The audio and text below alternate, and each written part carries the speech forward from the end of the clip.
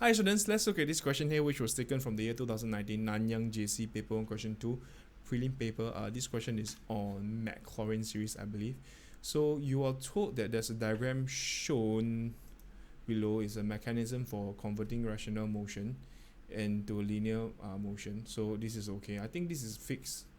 So for this kind of questions, what you need to know is what are fixed and what are not fixed. If you really know which are the constant, that will be pretty much okay. So what I'm going to do is I'm just going to highlight the constant, right? So fixed point O. Okay, O obviously is fixed. If it's not fixed, everything is just bad. The point Q moves along OX. Okay, P and Q are connected by a rod fixed length 3r. So these two are fixed. Okay, so this is a moving point, and as the disc rotates, the point Q mates. Okay, I guess we all can visualize the mechanism here, right? So this goes up, down, and basically rotational motion change to the translational or linear motion as the disc rotate. Okay, for TQ theta. So this is okay. It's pretty normal convention. So show that X is equals to R cos theta. This one I think we've done it before. So we are going to just break this apart lah.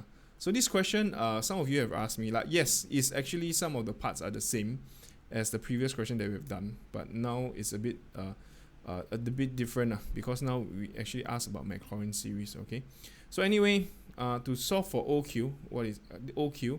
You have a OP, right? So you just let this be F lah. Okay, take note of it. I'm a fan of what do you call it?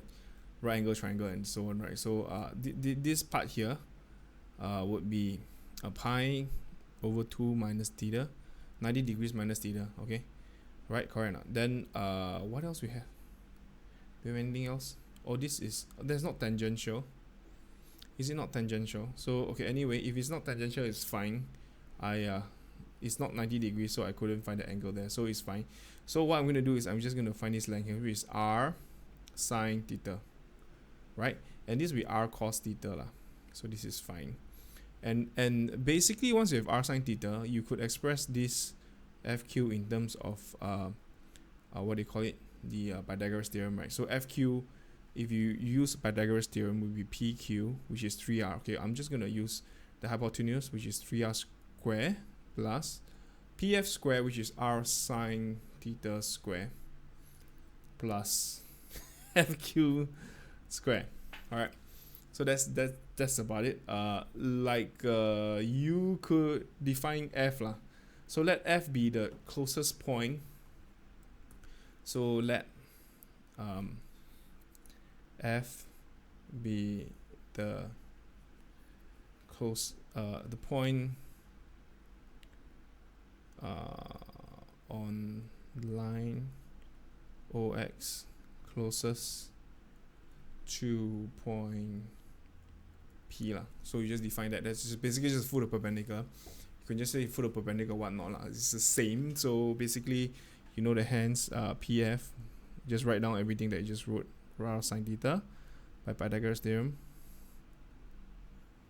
Rest theorem.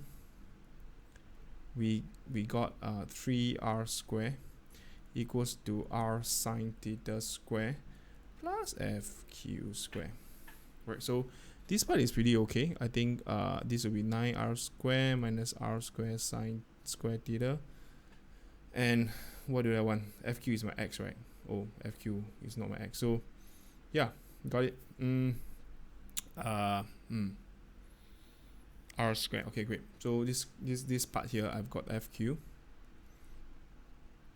r square 9 minus sine square theta.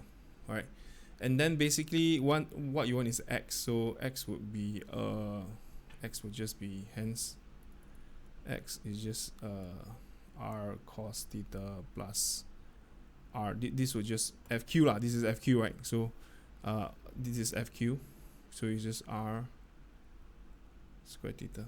That's about it. Oh, I need the square root. Sorry, I've forgotten about the square root. So then this would be r cosine. Oh my goodness, not enough space. Shouldn't have worked it out here, but okay, it's okay. So this is the point here. So maybe I should just move this around. Okay. So any question or comments, please let me know. This part here. Okay.